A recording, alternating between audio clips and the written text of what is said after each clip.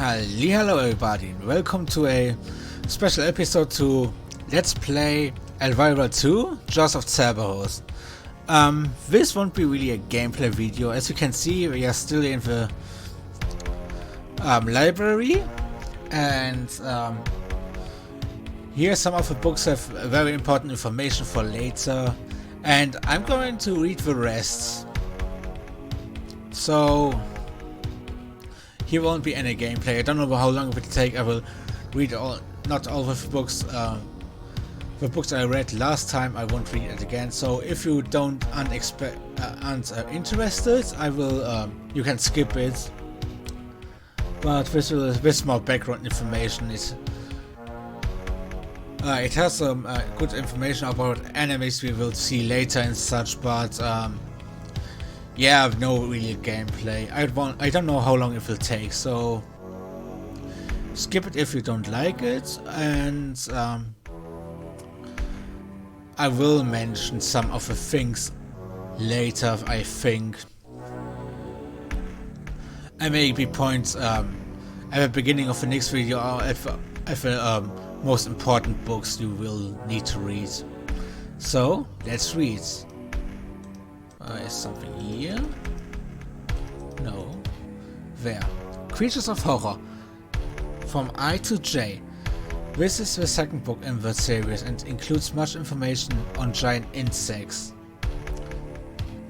You can use it. Insects, or more particularly giant insects, oh dear lord, are created from their smaller cousins by magic. They can quickly populate a large area with offspring, which provide an excellent defense. Their qualities vary greatly from weak to strong. They will usually win through by weight of numbers alone. Below are a number of insects that have been discovered in their larger form. Beware, as they tend to have special powers not seen in the smaller versions. Ants tend to be found in the greatest numbers. They are the least dangerous and the easiest to dispatch, as the transformation process weakens the exoskeleton. That's at least one thing. The method of attack is to fire globs of acid from the tails. This acid is highly corrosive to non-organic matter. Giant spiders, oh dear, extremely uncommon, as the spiders highly resistant to growth magic. Yeah, but one of the movies is called Kiss of the Spider or something like that. The spell rarely works, but the results are astonishing and have an extreme effect. By far the biggest of the giant insects is the spider. They are very powerful and tough and are extremely poisonous and highly resistant to magic. Oh dear. Don't mind me, I will sometimes drink a little bit. Grubs. Grubs are very big and nasty creatures, which have razor-sharp mandibles and bone-crushing strength. Oh. They can survive a lot of damage, but they have very low magical resistance. Oh, thanks. They look and move like a giant caterpillar. Okay, this means we need a lot of those things. Mosquitoes, while being mere pests in normal size, are incredibly dangerous in larger form. They attack by extending their proboscis into the victim and draining his blood. They must be destroyed quickly after penetration, as the poison soon leads to unconsciousness. Nymphs. Nymphs? Oh yes, there are also insects that are called like that. Nymphs are huge aquatic insects which jealously guard their underwater domain. Okay. They will viciously attack intruders with their jaws, which are very powerful. Fortunately, their exoskeleton has been weakened by underwater life. making them easy targets. Scorpions. Scorpions are one of the more deadly insectivores, especially in giant form. They are very big and their tails are wickedly barbed. While quite weak to physically, they do incredible amounts of poisonous damage. So we need a lot of brawn, which we don't have. Fortunately, due to their huge bulk, they move very slowly and sometimes not at all. Nice. Wasps are very fast flying insects which attack quickly and then withdraw. Their sting is quite painful and sometimes poisonous. Oh dear lord. So we have to go through a poison dungeon, right? It is not unknown for giant wasps to have been imbued with some minor spells. Worms are very large indeed, but fortunately quite weak. Their soft bodies make good targets and their innate blindness means that combat is difficult for them. Beware, for a good blow from one of these creatures will fell the mightiest warrior. Which means we will die with one blow. Perfect. Oh. But that was the first one. I think that was all with some horrors.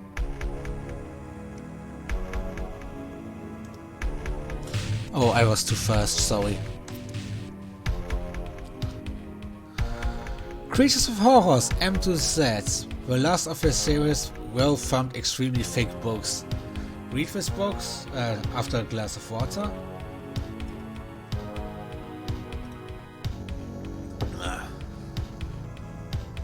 Again, sorry, I have to drink something. I hope our PP to do at least regenerate while we are reading. Yes, please.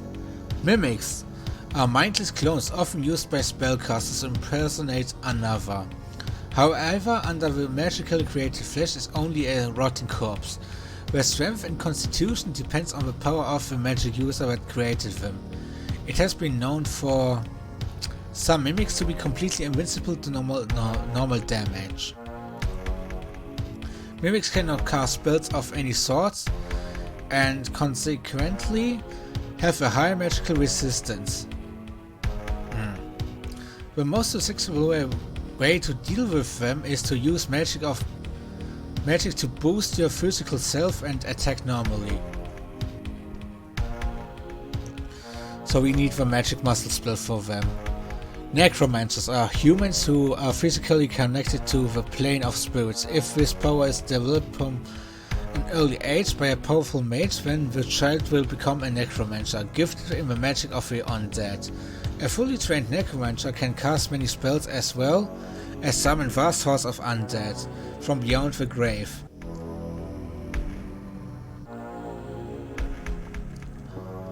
These are formidable opponents indeed, as they have weapons brought from a plane of spirits. Beware especially the dust of death, which they can release at will. These deadly spores will eat away a person from the inside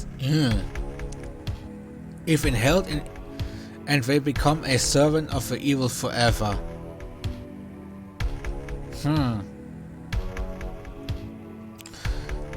We have this spell, the underwater breathing spell, so I guess we could use this against them. Poltergeists are free spirits who have been trapped in our plane by magic. They actually do what they want and cannot be controlled, but simply perform the same tasks as when they were alive. They have no attacking ability, but they too cannot be attacked in any way.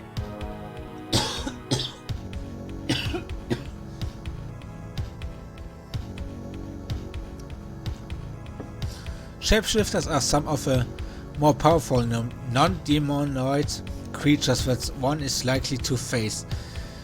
A shapeshifter can rearrange its genetic structure at will and take on the form of another roughly equal size. Its true form, however, is that of a huge serpent, like a snake or something. It draws dripping deadly poison, like a snake. It attacks by spitting poison at its victim. Shapeshifters are also powerful magic users and can often be found at the head of a band of monsters. like a lot of insects, like many ants and something. They are totally evil and stop at nothing in order to cause pain and death. It takes minutes for a person to kill, so prepare many potions before fighting these. Skeletons are the bones of humans that have been reanimated. They are usually used only as guards and are quite easy to dispatch, being slow and fairly weak. Some have been known to have been imbued with minor magic. Beware, however, for they can regenerate themselves with time after being disabled. Vampires are split into two types, Purestian and hybrids. A pure vampire is the child of two vampires, while a hybrid is a vampire who has been infected by a Purestian. They appear as old-fashioned humans with pronounced canines and pale skin. Purestians are extremely dangerous, having a few weaknesses and a powerful offense capability. Hybrids are lesser vampires to their Purestian parents, having many more weaknesses. These often turn up in large groups or families to protect their creator. Most vampires hate holy items, sunlight and garlic. Okay. All can cast at least some magic. Vampire bats are not really vampiric in nature, but are actually oversized bats with a taste for blood. They have no magic and are very weak. However, their quick surprise attacks in large numbers have meant the end of for many.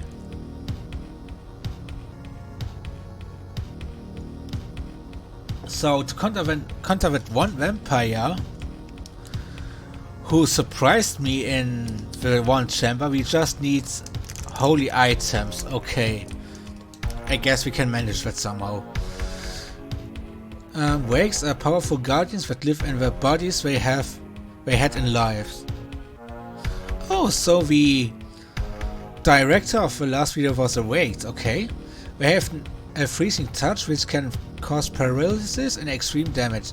They must stay in contact with their physical bodies at all times and spend most of the time sleeping there. They are usually activated by the presence of life. Oh! Zombies are merely animated bodies. They are totally stupid and unable to make decisions and must follow simple instructions like a puppet on a string. They are usually quite tough and strong and can be magically protected by the controller. Okay. That was that. References, novels, occult. Let's continue.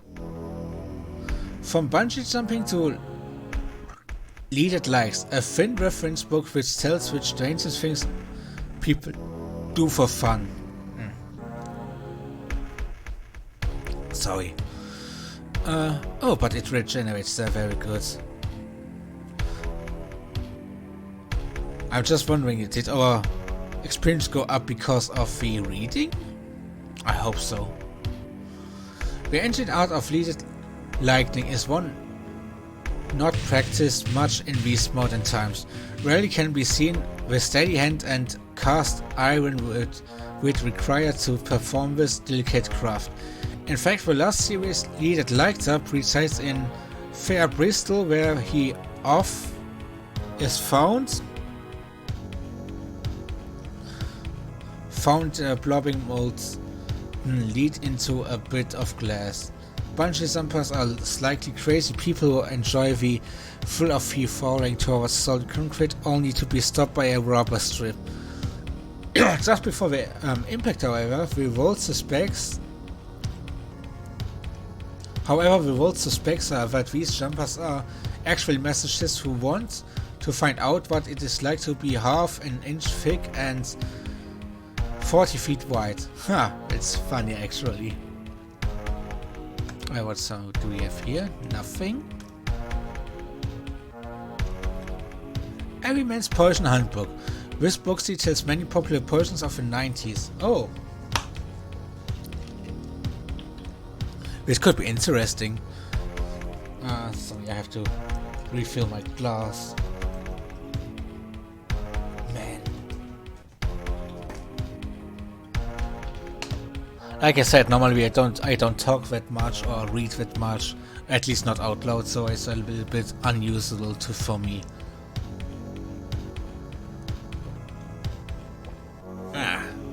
Let's go back. There are poisons to fit all circumstances. The true poison connoisseur knows exactly what poison to use. The actual preparation is simple and is not dealt in this book. Make sure you select exactly the right poison or the result may be catastrophic and you may be dead. For real, said this, we have Torrance Bowel. Torrance Bowel Basher, a poison that causes dilation of the colon and overall body spasms. It must be administered orally. It will take effect after approximately 30 seconds. Death is the ultimate result, but it's preceded by at least 10 minutes of agonized thrashing. The more subtle murderer may prefer the delicacy of chlorine gas. If inhaled in concentrated form, it causes the lungs to dissolve and leaves the victim gasping for oxygen. It is more popular feature at formal dinner engagements.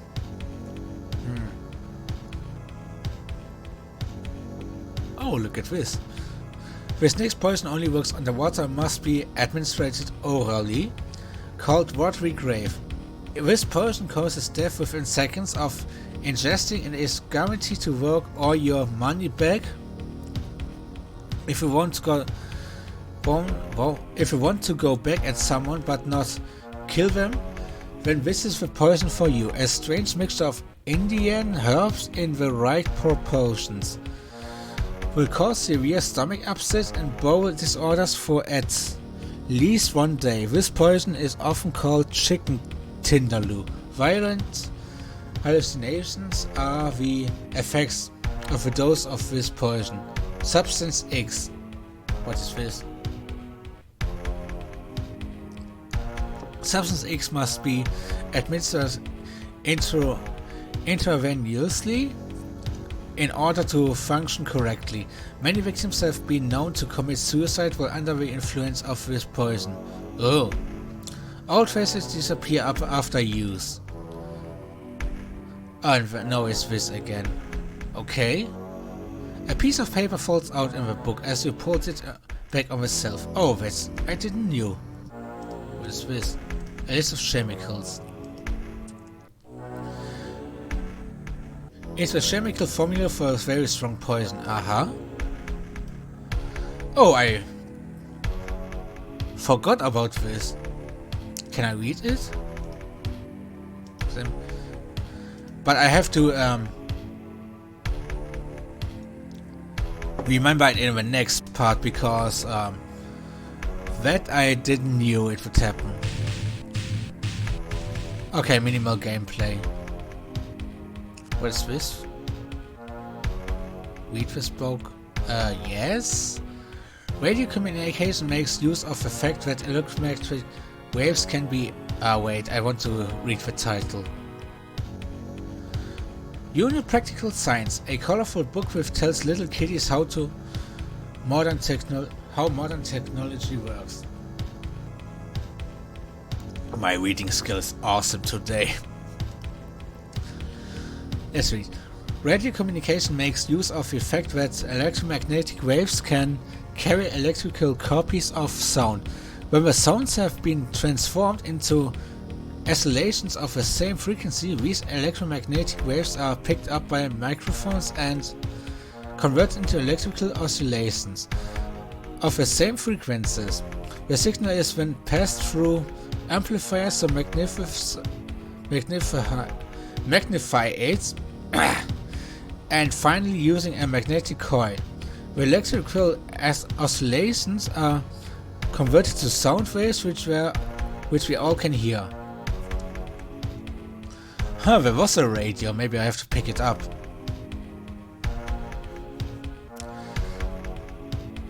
I think it was it.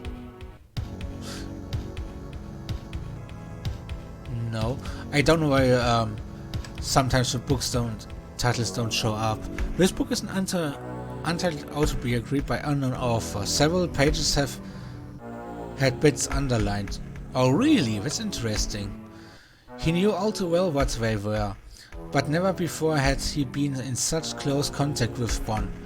The female had come within 10 feet of him. Slowly he rolled up his lolling tongue and closed his mouth. There and then he silently vowed to follow and adore these creatures above all others. No more sleep for ye. No more sheep for ye. This must be above the succubi we found before.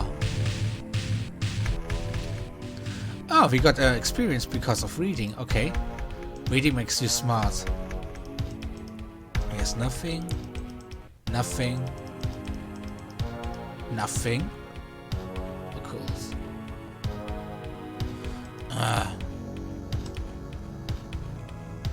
The Theory of the Resurrection. A very old book which gives details of a resurrection spell. Yeah, we have a resurrection spell, and as far as I know, we don't know the ingredients. So let's read, because this will be important. Resurrection is a process by which a dead organic creature can be returned to life. The principle is that by restoration, the spirit of the creature to this plane and then recreating a living shell for it, life will return. This is an incredibly powerful spell, and has taken much painstaking research to discover. Its secrets for modern sorcerers. The necessary items required for successful casting are all explained in full detail. The spell actually works in several distinct parts of the first. The first of which is the regenerative stage. In order for a new body to be created, to receive the wayward soul, you need 3 body samples from the body when it was alive. The spell works on the principle that there are only 3 things that can make one body different from another. The brain, the heart and the skin. A piece of all these 3 are required to recreate a body for the soul. So we need a brain, a heart and skin for the resurrection spell. Got it. The body must be remade in a place of religion, as it is only in these places that the spiritual world touches the world of man closely enough for a spirit to bridge the gap. The second stage in the summoning for things. For this stage, the spell requires one item which was dear to the soul in life. This item will attract the soul onto our material plane, where it will attempt to enter the body that has been made for it. The final stage is called the joining, and its purpose is to breathe new life into the shell, so that the spirit can once again control it in the physical world. For this purpose, the shell of a living creature must be used to house the returning spirit. When this is complete, the spirit will be sucked back into the body, and it shall live again. Beware the drain that the use of the spell places upon casters. You may need to rest for many days to restore the power expanded. Okay, that's interesting. Again, very important. I have to remember it for the next video. Now I'm very curious, because we have the resurrection spell, but the ingredients were not known. Still unknown, so it means we have to remember it later. In theory we have the PP, but we need level 10. Not enough. So yeah, this is also a very important book. Actually, I think all the books are important, but I could imagine maybe with some of the people here don't want to hear all of this. So this will be an extra part. Let's see if there's something else. No. No. Again, no. Medicine. Dr. Frankenstein's theory. This medical report is about the works of the leading pathologist Dr. Frankenstein. So is he real, or is this different Frankenstein than the one from Mary Shelley's novel? An astonishing medical phenomenon is just coming to the light are the dead doctors. These perverted pathologists practice what is called the unholy Frankenstein theory of trying to recreate life in the dead. Amazingly, this practice has not been outlawed, and these doctors are free to practice anywhere in the world. I wonder if we will meet one of them. Christians find this practice truly disgusting, and there have been many complaints and petitions to stop it.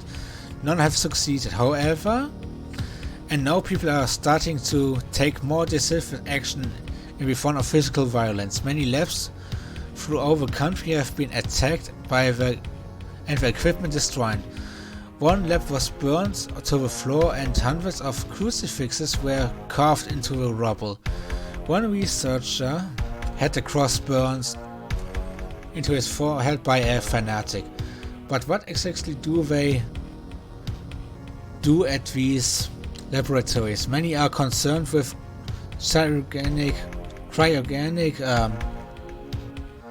freezing, the practice of freezing a person until all bodily function cease, holding them in suspended animation in the hope that life may eventually be restored. This is a highly experimental process, and success have been few and far between. Many people, when faced with death due to incurable disease, will gladly take the risk. Other things that's a mistake, a writing mistake. That go on can only be speculated upon, as they are kept strictly confidential. But there are rumors, claims of perverted operations, and dissections are ignored by the authorities.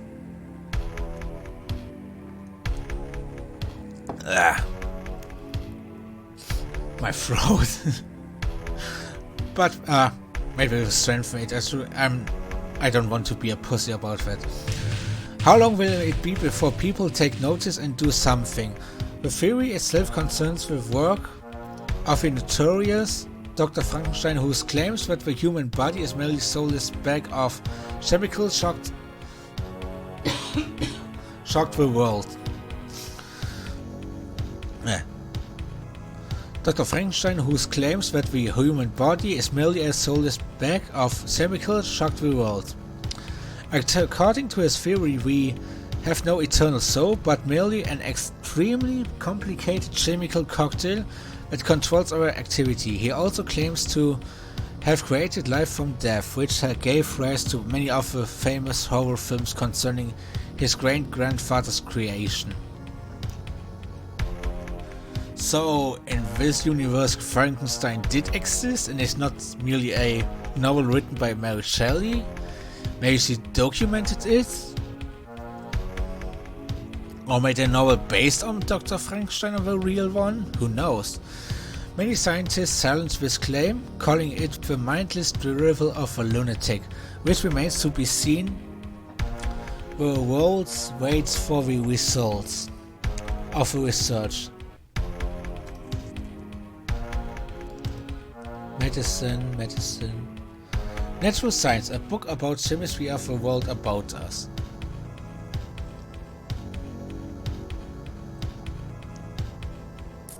No. I thought my PP regenerated because I closed the book. Yes, I want to read it. One of the greatest and most common natural sources of energy is the lightning bolt. Now that would be the sun. A powerful electrical charge is built up by water molecules in thunderclouds. Each droplet splits as it falls. gaining a positive charge and giving the air around it a negative one. When there is enough charge, it will be around itself via a lightning bolt. These bolts will attempt to follow the easiest route to Earth and the one with least resistance. Consequently, they usually strike tall metal structures through which they can around. The static charge required to around a lightning bolt from a height of 1 kilometer is many millions of joules. Many millions of joules. Oh yeah, joules. No, remember. If this energy could be harnessed and stored, then there would be a great economic benefit to mankind. I wonder how much it is if this is true.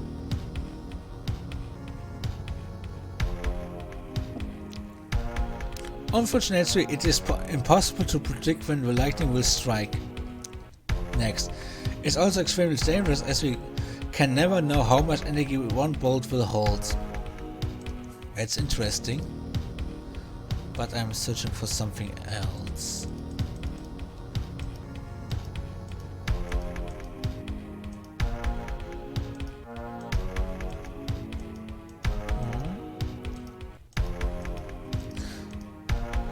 I think this was it. Yes, this was it. So I will read this one again because I just ran over it. Read this book? No. I want to see the title. A copy of The Color of Magic. Oh, by Terry Pratchett. It's only a pity you haven't got the time to read all of it. If complete and utter chaos was lightning, then he would be thought to stand on the hilltop in a thunderstorm, wearing red copper armor and shouting, "All gods are bastards." So this from Color of Magic, interesting. So, but aside from that, this was everything. It's also a nice hint. But like I said, this was everything, and I hope you enjoyed it. In the next video we will do some things, and these things will be gameplay. So until the next time, and well, goodbye and have a nice day.